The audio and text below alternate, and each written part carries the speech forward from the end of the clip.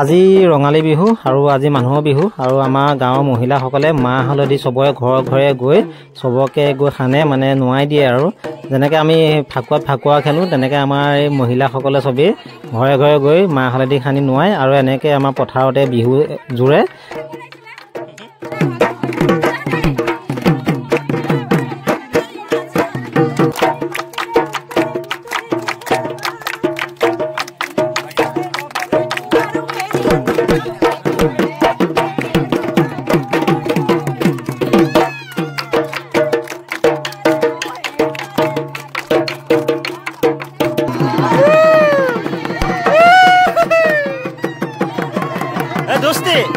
दोस्ती